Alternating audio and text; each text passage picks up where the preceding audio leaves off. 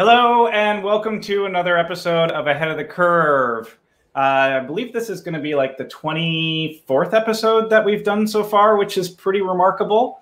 And I'd like to introduce one of my dear friends, Scott Riley, to the show, a local member of the Orlando Collective. Scott, welcome to the show.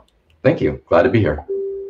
So Scott, could you give us a little kind of insight of where you're from, what you do, where you got started, so the viewers have a little bit of an understanding of your background?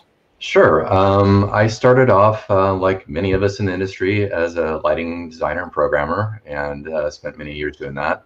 Way back in the day, I worked for a lighting manufacturer for a bit, and then one that's got a small name, and then went freelance from there, and then.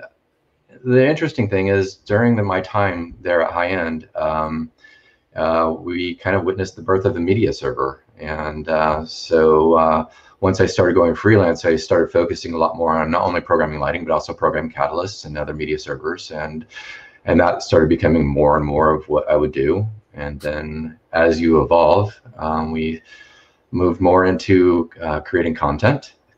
And then I developed a studio, so we created Pure Dezign to do that. Pure Dezign was realized in about 2010, and then started ramping up quite a bit over the next few years after that. And with a predominant focus of doing corporate production work, even though personally I was still involved with doing many different types of projects, whether it be theatrical or concert touring or whatnot. So. That's kind of the gist of how I got more and more into more of a media approach to things. And then once we started doing the higher end corporate projects, we started getting a lot deeper into projection mapping and doing large scale projects of that type. And then with those skills, we were able to then doing a lot of interesting kinds of special projects where we would consult with theme parks and doing building projections and whatnot. So it's kind of been an evolving process through all of this. Very cool. So I just wanted to welcome Christy and Isabel and Andrew back to the show. Hey guys, thanks for viewing. Christy's expecting perfect pixels. I don't know how perfect you're going to get pixels from the broadcast, but Scott could produce some beautiful pixels. And some of the work that he's done is absolutely stunning. We'll be showcasing a little bit of that a little bit later.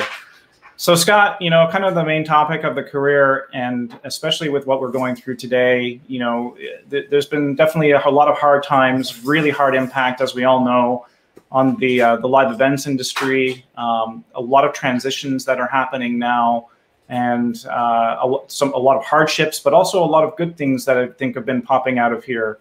As we move forward and as we kind of navigate our way through uncharted territories. Can you tell us a little bit about, what you've been doing and what you've been working on, and some of the challenges and some of the ways that you've been, working on evolving and changing your path as we work our way through this? I think this is a really fascinating topic because I feel like this is kind of what my whole career has been, is really just ever evolving, right? Mine too. In essence, we should never stop learning, right? And we should always keep moving forward. We should never be complacent.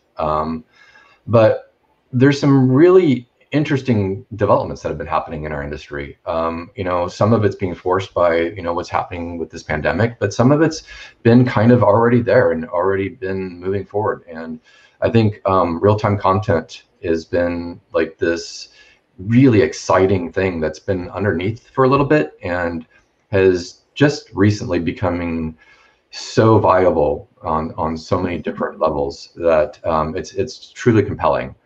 And for me personally, it's been a real big challenge to incorporate that in our projects, because so many of our projects have been so large in scale. Where our pixel canvases are 19 to 24,000 pixels wide, and it's just really difficult to be able to integrate a real-time engine into that pixel space. We did stuff last fall for McAfee, where we did some real-time work where we brought a touch designer feed in through NDI into the D3 servers, and we were just playing in a certain part of the whole canvas. So much of the canvas was pre-rendered content, and then because we were coming in NDI, we could bring an alpha channel in through that, and then layer it in as an interactive element, so presenters on stage could actually manipulate their 3D models on stage in real time, and that was really exciting. But it was just such a challenge to at least get even that kind of resolution available to us. And now that we're looking at things like end display and render stream and some possibilities there that are going to allow us to do real time on canvases of the scale that we're used to working in. So that's really exciting to me. And so being that, of course, we're focusing our efforts on something like Unreal Engine, and as many others are. Yeah, and obviously, Patrick's talk with you a couple weeks ago was fantastic, and that was really great to see. And obviously, with this time to be able to recenter and refocus a little bit, we've been doing a lot of research and looking at how these things function, how they can integrate, and how we can reshape what we do to fit what's there, and then also how to help kind of maybe build tools to take what they're doing and bring it into what we do. So what have been some of the challenges that you've been seeing with that? I think that the biggest challenge that I've been finding personally is really where to focus. I believe that our industry is going to be different. I don't think that we're ever going to go back to what we were before. I would wholeheartedly agree with you there. I think it's going to be a long time before we do large-scale in-person events. I think that metric's going to be hard to figure out for quite some time. But I do think that regardless, what we do and how we do it and our approach to it is going to be dramatically different. And I think that the tools are there to do this, which is incredibly exciting. So I don't see us returning back to the approach that had worked before. I think that we're going to really be in a whole new world. So my biggest challenge has been, what part of that do I really focus on? Do I focus on virtual production? Do I focus on, how do we incorporate, this new environment in ways that we can tell stories a little bit more effectively? How do we do presentations through this environment so that it feels a lot more encompassing and engaging? And so actually figuring out where we really want to focus most of our attention first, so that we can either be poised for the long term or where we really want to bring the short term and make that happen as soon as possible. So yeah, I think that's the gist of it. It's like, what do I start with?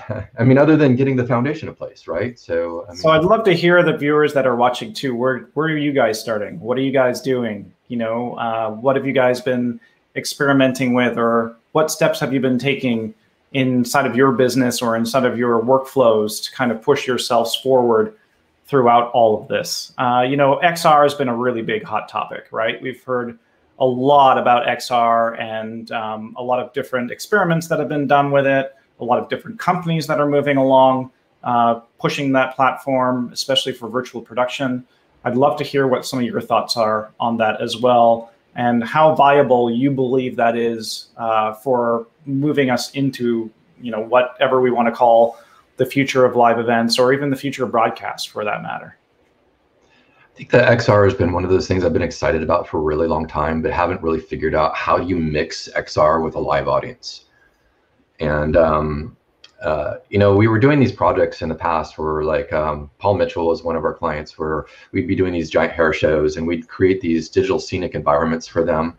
And if you want examples of that, you can actually see those like on slide 22 and 23 that I sent on to you. But the trick was, it's parallax, right?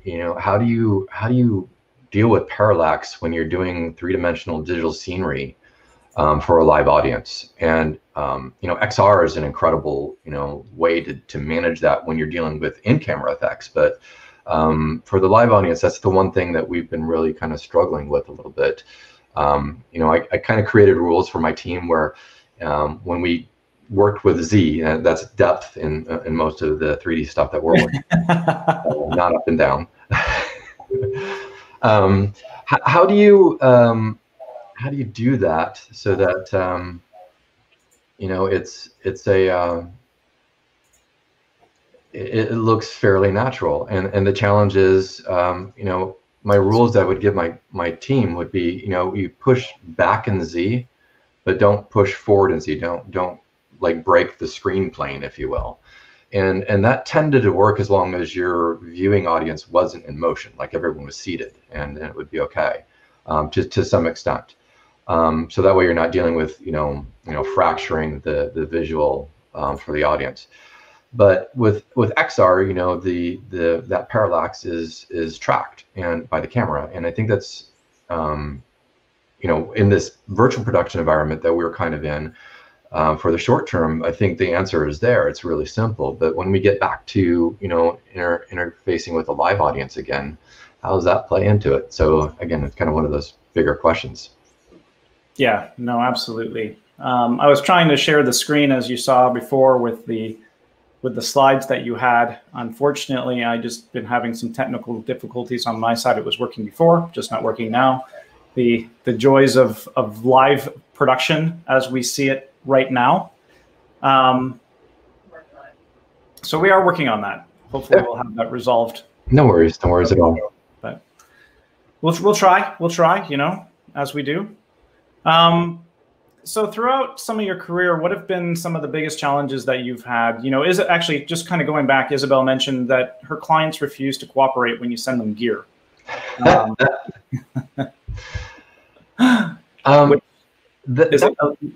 Sorry, go ahead. That I was really thinking about as well. I mean, how do you, like, so we're all working in these virtual spaces, right? And to try to keep it safe for everybody, and sending, you know, your client, you know, a package. How do you describe to non-technical people how, and people are probably not at all interested in managing that. How do you get them to understand the importance of this to their presentation? It's their impact that you're trying to improve. And yeah, so Isabel, I was thinking about that for some time, because I was thinking about how cool would it be if we can put them into virtual environments, okay, and then kind of lighting them with environment maps. And so maybe set up a couple, you know, RGBA, LED, you know, lighting rigs for your talent, and then have, you know, an environment map light them so it looks really ultra natural. And then the whole thought occurred to me: how are you going to get them to set that up? And then, yeah, we could maybe have a protocol where we send a tech who, you know, can practice perfect social distancing and wear all PPE, so we, you know, guard and protect against all the people that you know, we would need to protect in those scenarios. Like if we're working with you know, Fortune 500 CEOs, we would definitely want to make sure that, you know, we don't put anybody at risk, right? So that is a really interesting question. Yeah, I know that there have been companies that have been doing, you know, taking sanitizing and doing sanitizing protocols and things on sanitizing the gear thoroughly before sending it to a location.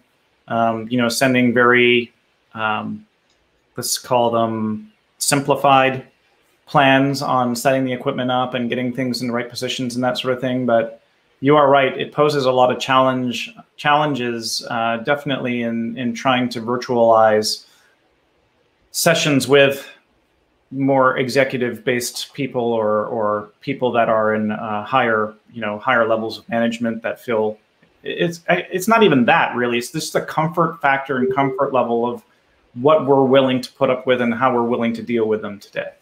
Right. You know, and I mean, I find it's the same way even for us going outside. How much are we going to protect ourselves physically in going grocery shopping? You know, what level or what degree are you going to take to protect yourself in going out there? And it's the same way with just dealing with anything. Well, you know, I think that you bring up something that's really important to understand, and that is, how do we assess risk? You know, we've been doing this in production for a very long time. Yes. And understanding risk is not a binary concept. Risk is a scale, and we have to figure out at what point in that scale the risk is worth it, and that's really kind of a difficult thing to assess a lot of times. But this is a really clear case where we have to understand that, there's two huge extremes here, and how do we go from one to the other? Well, how do we find that place from one to the other that we are all most comfortable with, and that's going to yield the most reasonable approach. Yeah, I think the risk assessment part of it is definitely a very important part, and I think there's a lot of companies, of course, big and small, that are scrambling to try and put their own procedures and protocols into place. And I think that kind of stems to a lot of the issues that we already have inherently within every single platform. Is there's no standardization. There's no standardized ways or standardized procedures that are accepted by everybody to do things. Everybody's kind of taking them on and taking things into their own hands and building their own procedures and protocols to be able to do that, And that still falls within what the comfort levels are going to be of the individuals that are working in those spaces or handling those types of equipment, or what they're willing to do, even with those safety protocols and measures put into place. Yeah, I think that there's a lot that we still need to learn about the situation that we're dealing with, and there's a lot of research to still evaluate and be done. And for the meantime, I think that we do have a way forward, right? And we do have some options to us. And I think that until we can get to a point where we as an industry can be comfortable with putting 5,000, 10,000, or 50,000 people into a venue, that we're going to have to keep exploring how do we virtualize what we do as much as possible. And how do we keep improving the user experience, or keep improving the fan experience while we do this? And fortunately, we have some incredible technology that's on the horizon that is really encouraging for us right now. I mean, can you imagine if we had this problem 10 years ago? Yeah, it would be a whole different ballgame. It would be a whole different world. So, but I mean, let's just put it back 10 years. I mean, it's modified now, but let's look at, the NBA launch that has happened. Let's look at sports right now, where they're putting a lot of technology into these arenas, large format screens and large format, basically displays to replace where the audience would be in volume and in space. Mm-hmm. And, kind of put that in perspective, because that is a way that they're approaching it now to add extra visuals to a game, or add an extra element of entertainment to the game. But, how would that translate from, let's just say, 5 to 10 years ago to now? Great question. I mean, think about what video conferencing was 10 years ago. I mean, it was barely even functional. So it would have to be where we would be isolating everything into pre-recorded bits and then broadcasting those or streaming those or what have. There wouldn't be really a large scale capability of doing anything live. But the fact that at this point in time we have that is really encouraging. So how do we leverage that now? How do we take these examples that you gave and expand on that, such as the NBA, where you can have a virtual audience there. One of the ideas I had is, what if you can assign an identity to a fan in the audience there, and you could give simple controls to people who are at home watching the game to react with their avatar, if you will, that would be sitting in the stands. That way you can get a little bit more of a real reaction, right? Or at least one that's responsive, that's not just canned. But I do think in the meantime, having that presence of audience is really important for most remote viewers, because it feels really empty without it, and we lose a lot of that experience. Yeah, no, we absolutely do. And we've spoken about this numerous times in the past. I want to tell David that we're going to get around to your question in a couple of minutes here or moments, but Patrick, when Patrick was on the show recently, and with Tomorrowland happening, he was talking about Bob Boniel actually brought up a point in one of the Facebook threads about the idea of being able to move around in that virtual space of Tomorrowland, and that you're in a fixed perspective as an audience member and engaging with other people and other audience members. And Patrick said, well, what if you took that a little bit, what if you took that a step further and it was just an NPC? How would you know what the difference is? And NPC, for those of you who do not understand what that is, it's a non-player character is the term that they use inside of video games and video game technology. But he brought up a really good point. How would you as an audience member know that that what you're engaging with, or the virtual persona that you're engaging with, is an actual person, or if it's just a virtual non-player character? I think that I know I'm railroading the entire discussion right now. No, but it's something I've definitely put a lot of thought to, and I think that it's going to have to happen in stages. I think that we're going to have to evolve that kind of technology. We're going to have to evolve that representation. We're going to have to see what feels more natural and what's going to get the better response over time. I think that as we develop, we're going to find the approach that seems to get the best response. But I do think that for the time being, we're just going to have to kind of do it in stages.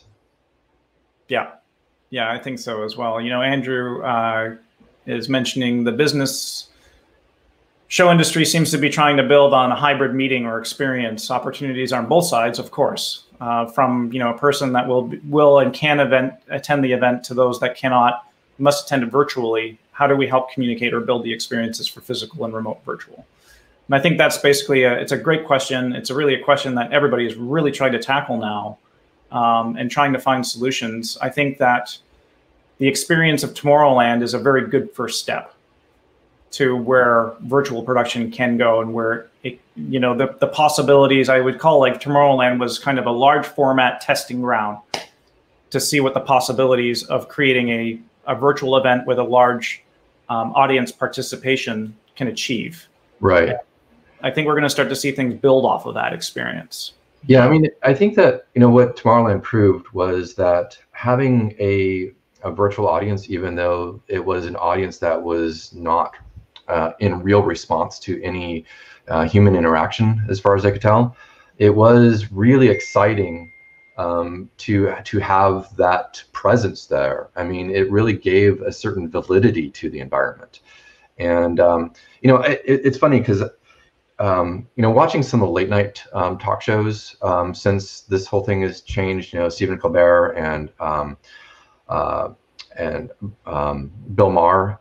Bill Maher did this really interesting thing where in the past month or so, he started using like canned laugh tracks during his monologue, and then they did cutaways also to like a vintage footage of something from the Oscars in like 1979 or something like that. But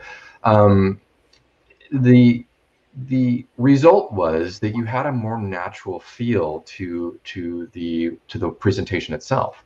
And I think that that's kind of what's important. Like when you listen to Stephen Colbert talk and he's hitting those punchlines and nothing happens, yeah, we can respond to it. Or John Oliver is fantastic at delivery, but when we don't have that audience response, something's empty there. And when Bill Maher was having at least just a canned laugh and just putting up that vintage shot of, we know that these aren't really happening right now. We're not trying to mess with your minds. We're not trying to play like we're in front of an audience, but we're just going to fill that air like it should be filled, so it feels a lot more natural. And I think it was a really interesting statement, to be perfectly honest. And it really lets us know that having that response is truly important to the storytelling. Yeah, absolutely. Actually, I wanted to, all this got my wheels turning a little bit. And we've mentioned in the past, a lot of our influences come from sci-fi. I'm sure that yours probably does as well. And one of the shows that I hadn't ever watched, and I can't believe I never watched it before, is Eureka. Are you familiar with it? Mm-hmm. So we just watched an episode recently about, the scientist that apparently had lost his mind, and he went through all this interventions, and he was a Nobel Prize winner, and he never got to receive the award, so they faked it, and they put him into an auditorium, and there was 3 live members of the audience in the auditorium, and all the rest of it was completely virtualized, and they created this virtual audience, And it's funny because that was shot back in the mid 90s. And we're sitting here now talking about being able to do that in real life, less than 20 years later. And maybe there's something to that in building a hybrid based audience where you could have those real audience members that are attending the event, but also having overlays that you could virtualize the audience within the event as well, and have them react together.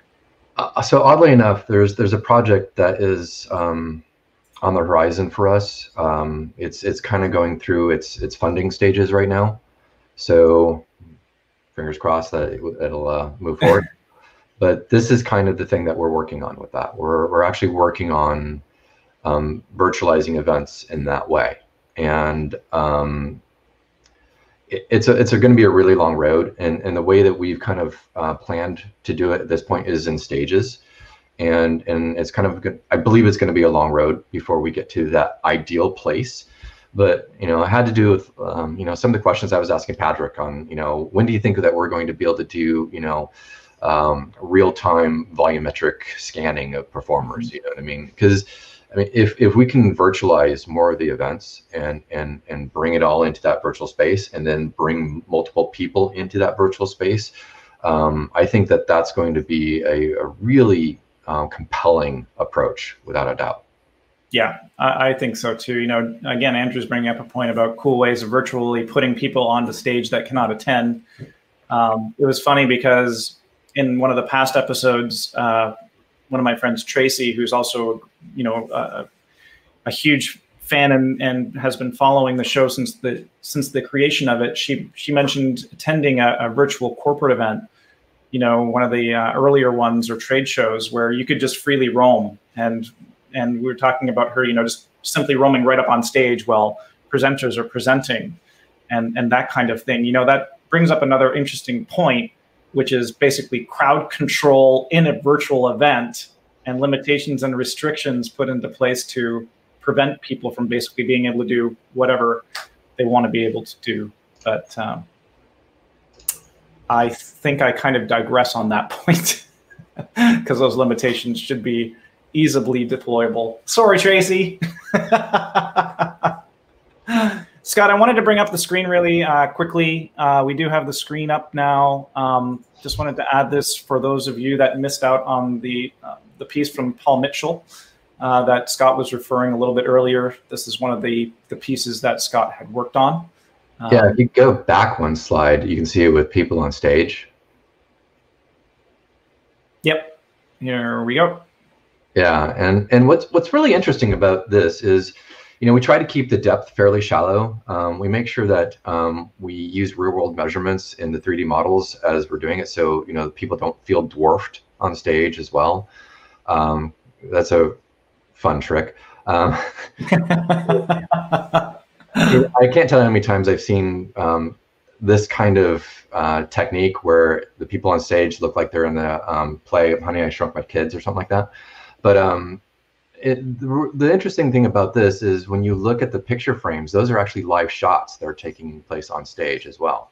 So they're able to zoom in on particular techniques and whatnot that they're wanting to focus in on while doing this exhibition, if you will, and see it in those different picture frames up there.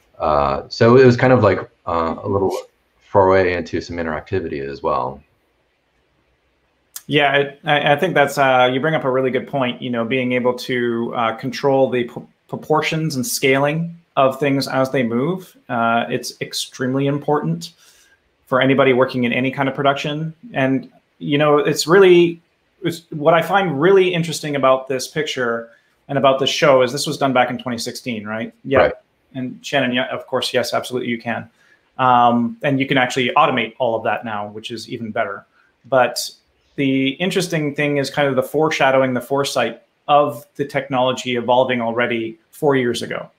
You know, this is kind of like a foreshadow of virtual scenery built in perspective.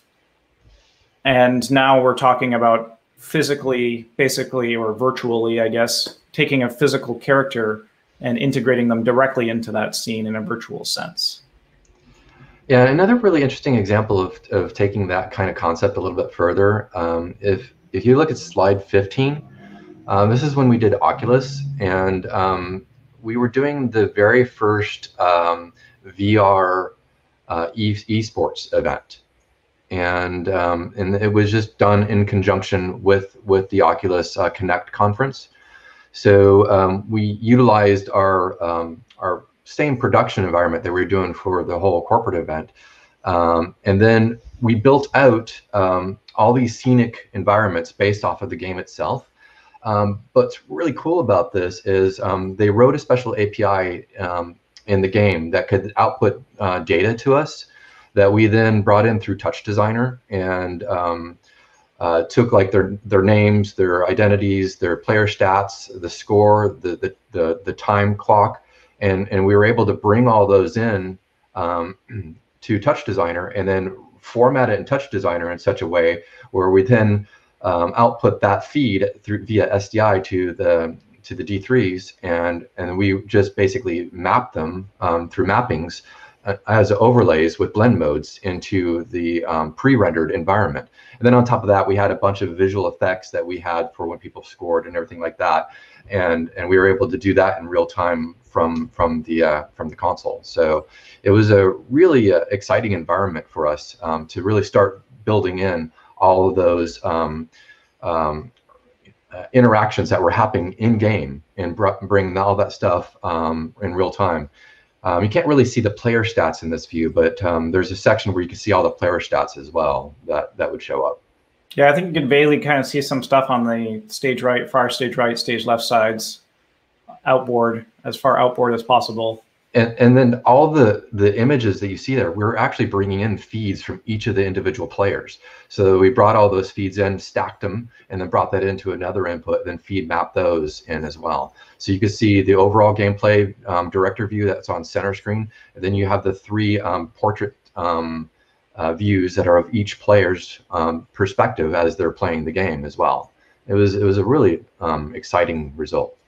That's really cool. And I think that's, you know, it's kind of a foreshadow as well into what a hybrid event is capable of doing. And there's no reason why that can't also be remotized or done remotely. Oh, absolutely. These days. So, you know, I think that's a really beautiful way of basically being able to show what is possible and what is capable today, what can be done. Because, you know, Chet brought up a good point about APIs for everything as a piece of the future. I don't think it's enough credit. I wholeheartedly agree with you there. You know, a lot of the stuff that is in the works in many ways is APIs and API integration and how much information or data can be fed back through APIs. The other thing too is like just talking about an API's standardization, which we get back to again from talking about health, but you know, standardizing what APIs look like and how APIs are done and created, because there's not kind of a universal way to do that as well either. It's all custom based. And I've got some ideas on that, but I actually can't share any of that right now. So well, I think virtualizing events is kind of where it's at though, right? And being able to you know, take like this Oculus Connect, you know, Echo Arena thing, and bring that into a virtualized esports event. I mean, you've got to imagine that we're going to see this really soon. Yeah, I mean, you've basically got it right here on the screen, right? You've almost got a full esport setup happening right in front of our eyes. So the next step is, how do we get, players from all over the world to engage in a virtual space and have it all real time and engage in a virtual event that way? I'm pretty sure we've got the brain trust online right now in front of us. So guys, get going. Populate the comments feed. Let's start brainstorming. So Scott, I wanted to also ask, like in the evolution and in the state and change of the, in the evolution and the state of your career and where things are going and how things have been changing, how have you been finding the evolution and the change personally? What have been some of the things, I guess, some of the things that have been keeping you up at night, and some of the things that the uncertainties and the thoughts that kind of loom in the back of your mind? I think that, it keeps me up at night is, where are we going to end up with all of this? How is this going to really pan out, and trying to foresee as much of the path as possible. There's a lot of uncertainty yet, and there's a lot of uncertainty about how we're going to have the ability for people to even experience these virtually. Isabel was talking about giving away remote VR headsets, and the question is, how are we going to get enough penetration of the technology out there for people to be able to come together in a virtual space? I mean, right now streaming's the answer, right? Being able to stream these virtualized events, because it is so device agnostic that we get a broad viewership that way. But the question is, how do we actually get enough involvement, get enough accessibility to the technology, to the masses, to then be able to start moving forward in that virtualized realm. So that's something that I spent a lot of time thinking about. And the other thing is, how do we make it feel more natural? How do we keep making this feel like we're going to actually connect with our audience, and them feel like they're actually there and a part of it, and still stay true to the storytelling, and still stay true to the creative, and ensure that we're doing things that are going to keep moving forward, and not be a fad, right? I mean, I wouldn't want us to put all this effort into something that dies because it's no longer relevant. Yeah. And yeah, I can't see that ever happening, and I think every single step that we take is a step to progress onto what's going to be next. We're building foundation and stones, no matter how we look at those foundations or those stones, they're always going to push us forward in one way or another. So I can never see that as being any form of obsolete or in any fashion not usable for something that can help with a solution for the future. I think that it's kind of exciting though, because I think regardless of where we end up, the real time is here to stay. And I think pre-rendered content is seeing its last days. And I think that that's going to be a great move forward, honestly. I think that that's going to empower us in ways that we still have yet to imagine. And that's where the excitement is for me, honestly. I mean, I've always been excited by new technologies, and I've always been really interested in pursuing those things that help us move that bar forward. And this is definitely one of those things. Yesterday, I was watching this. Matthew Workman had a live stream yesterday, going through Brushify, and I mean, I am blown away by what you can do with an environment like that, and how you can do full world building in a procedural way. I mean, those are the kinds of things that are going to move us forward in ways that are almost at light speed.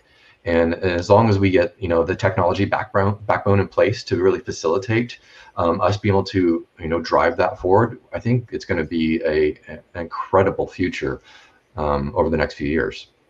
I think so as well, and it's going to be interesting because a lot of those procedural workflows were actually showcased in a lot of ways through the film industry and even health. There was a lot of that was showed, and a lot of the technology and focuses that were done at SIGGRAPH a few years ago. And for those of you who are not familiar with SIGGRAPH and that are inside of the creative industry, you definitely should take a look inside of that convention, because it gives a lot of insight as to where the industry is going and different technologies and new technologies that are evolving and coming into fruition. But you know, it's interesting to see kind of the foreshadowing again and seeing some of the steps that are taking and as we're kind of moving our way in the future. I agree with you wholeheartedly about real time taking over and how it's changing the way that content is done and how content is created. There's still definitely challenges on the scalability of that.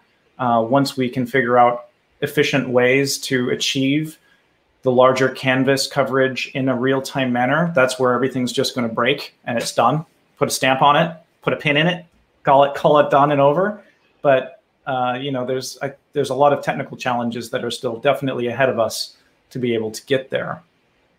I think that's why things like you know, render stream and display have really opened the door, though. Yeah. I mean, they've really allowed us to start considering these much larger canvases. So that's quite an exciting development. Yeah, no, absolutely. There's been a lot of comments that have actually been happening as we've been talking away about that the main question about differentiating different things and virtualizing things. Isabel was actually mentioning, how can we make live events differentiate from traditional broadcast looks? I'd love for you to answer that question, and then I'll give my own little input. Well, I think that the reality is the interactivity part of it, right? I mean, you know, like what we've traditionally seen as like maybe interactivity when it comes to a broadcast, like you know, American Idol, where people call in their votes and then you get a winner or something like that.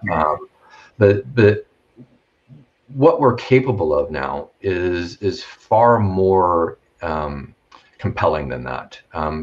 Like what I was saying before, where if we can start bringing audiences into these environments where people can actually control the reactions of those environments, you know, the performer on stage starts singing people's favorite songs, you're pushing a button to your avatar going, you know, put your hands in there and scream, you know, and those kinds of things can drive a lot of excitement that you know, is a lot more connected than just sitting back and passively watching television. And I think that's where the difference is where we can start bridging that gap between the passive viewing of broadcast and being actually part of the story of the interactive environment. Yeah. Yeah, that's true. I think the other thing too is, you know, interactivity has really been a hot item, a hot ticket again item, especially during the course of the beginning of the year. It was definitely one of the biggest showcase things at a lot of the big trade shows, and we're definitely seeing a lot more engagement for interactivity and being able to experience things rather than just sit there and view them. You know, like Christy brought up a point, if this is interactive, this is the whole point in doing this show live, is so that we can have the interaction with the viewers, and without you, it wouldn't be the same, you know, and being able to simply talk with each other and have a conversation, which is why this show is the way that it is and why I was so insistent on keeping it as live in nature as humanly possible. But the other interesting thing I think about virtual worlds and virtual environments is you don't have physical limitations, right? Right. We don't have physical limitations with gravity. We don't have limitations anymore. The chains are kind of off, and you can now create things and interactive abilities that you would never be able to do before. Well, it's like what Zero Density was doing with some of the broadcasts, where they were doing a lot of XR types of projects where you would see a dragon flying through a venue, or the Baltimore Ravens Raven would be flying through the stadium and whatnot. And so the fact that we can bring in these things aren't possible in real life, and then make that part of the engagement is again very compelling. So again, how do we make that part of what is relevant from a storytelling perspective, and keeping that moving that bar forward? Yeah, absolutely. I also think that newer technologies that are coming out that are not widely commercially available yet will also change a lot of the ways that we engage, that we connect, and that we experience events. Like all this push now on augmented reality and augmented AR glasses, right? With Google buying North or acquiring North, and with Apple soon to release their own version of, or the first iteration of the AR glasses. What is that going to bring to us? How is that going to change the ways that we engage? Right now, everything is, I think, still in a infant state of virtualization and of creating these experiences, even through XR. Things have been good, and things have been really good, I would say, but things are going to get better. The big question is, how does AR integrate with everything else that we do? So I think that, when you talk about in-person events, I think integrating AR in those in-person events it's cumbersome to think about for a minute. But then, because do you give everybody kind of the same kind of experience, or does everybody have individual experiences? How do you control those experiences, or how do you drive the creative for those experiences? But at the same time, you can combine like a streaming environment with an AR environment, and that would be a really interesting approach as well, right? Rather than having to bring people into VR per se. Yeah, no, absolutely. Yeah, Isabel, that's exactly what I was thinking. So you're watching a streamed environment, but you're getting different layers of, maybe it's foreground scenery that you're seeing in your AR, or maybe it's more data that's coming up that's in the foreground that you see on your classes, and maybe it's personalized information that is relevant just to you. So I think that the door is wide open on that. Yep, absolutely. You got my wheels spinning again. I think it's time to really start to up the ante on the show.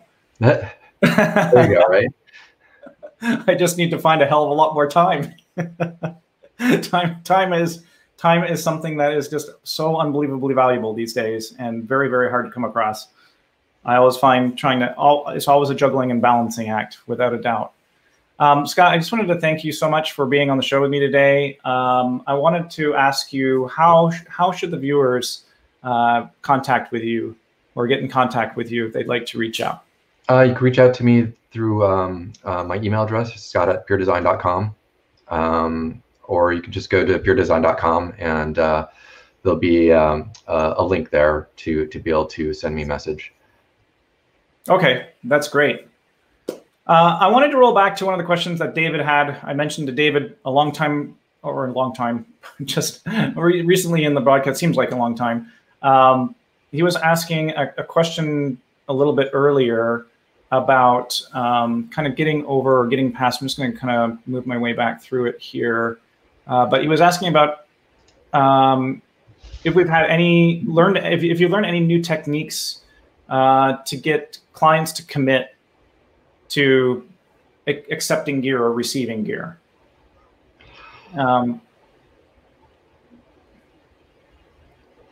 don't know if that's a question that you can answer directly, or if anybody else actually in the stream or anybody that's viewing might have an answer to that as well from your experiences. I think that there's no more powerful motivator to get clients to commit other than the clock, or things get really expensive when you don't make that decision now. That's like one of the most motivating things that I've seen, is to be very straightforward with your clients and let them know that, hey, listen, this is what we're up against. If we don't make these decisions by this time, this is what we're going to have to spend to make this happen then. So that tends to be a very powerful motivator. I have money is always a powerful motivator. Client management is a skill in itself. And most of the projects that we work on, especially when they're corporate projects, we'll have a layer of producers that are in between us and the end clients. So there's a lot of that client management that's happening there. But that can be challenging in itself, because if they don't know how to communicate your needs to the end client, that can put you in a very difficult position. And yeah, making sure that we have everything clear and lined up ahead of time is where the key is. Unfortunately, that doesn't always happen. You can communicate as much as possible and may not get to those that actually make those decisions, and then we have to do those sleepless nights of trying to make stuff happen. I think that's also, though, a question, to be honest with you, about also setting up your own expectations, setting up the expectations of what you're going to deliver, covering your bases, and having things in writing. Like, there's so many people that I think a lot of us inherently just trust each other for different things and trust each other to come through on things. And just as humans, we make that connection. I know that I'm a very trustworthy person, and I trust people almost to their fullest extent until they do something where I can't trust them anymore, and people just have different approaches in doing that. But I think, as well as a professional individual, in setting up your work and working for clients and working especially as a third party, as many of us do, then you've got to be able to cover your own bases. You've got to be able to cover your own basically your own expectations and your own deliverables to the customer. And I know that those always get extended and pushed, but I also feel that there needs to be a little bit of pushback as well. People are afraid in some ways to push back. Yeah, for sure. And a lot of times they, just take it and do whatever they can do to perform regardless. But I have to say that, one of the things that I find great about the industry that we work in is there's such incredible pool of talent here. And I've worked with some just truly amazing people. And then I've also, seen the work and know a lot of our peers that are just truly amazing. And the way that we can communicate and we can share information and we can help prop each other up and help everything move forward in itself is really encouraging. And I have found that to be one of the most valuable parts of the experience in this industry is just having those relationships and and being inspired by so much that's out there of our peers. Some of our peers are doing such incredible work right now. Yeah, they are doing incredible work. And I think that's what really brings us together as a community within the live events community. I mean, we are, tens of thousands of people strong, all with very unique skills and skill sets that are very, very much applicable to even forming and pushing what the next generation of live events are going to be. And I know that it's hard for a lot of people right now, and I know that times are very uncertain, but I also think that what's going to come out of this, and pushing into the future, it's kind of, it's a time of change, it's a time of evolution. And I think what's going to come out on the other side is going to be incredible. There's going to be so many more opportunities, and there's going to be so much more happening. There's going to be all kinds of different things. I mean, just even looking at the experiential market, and how thriving that was when we started 2020. And now I think with what is being done and what people and individuals are working on within our industry, that's going to explode when things start to come back again. It's going to be incredible and insane what can be achieved and what can be done. And it's being done in a very short period of time. I keep on reminding everybody, like, right now, I've been kind of self-reflecting on a lot of the world and how things are happening and how things are changing and looking, I've been reading the news more than I ever have in my entire life over the course of the last 5 months. But it's been really interesting to put things in perspective and, how fragile things are, but also how rigid things are too, and how solid things are. And even though things have kind of shattered in the live event industry, there's a lot of great things that are happening and molding in the backgrounds. Connections are being made, think tanks are being formed, and workflows are being changed and evolve extremely rapidly because now there's a need. Technologies are being evolved, and there's new stuff coming out every single day, right? So I find it super fascinating to see what people are working on and how things are changing and how things are evolving. And I think that's one of the most fun parts about doing this as well, and having a multitude of different people in the show and having yourself here, is being able to talk about these things and being able to talk about them openly and unbiasedly, and just brainstorm ideas and be together kind of as a community and talk about these things, because it's just so important.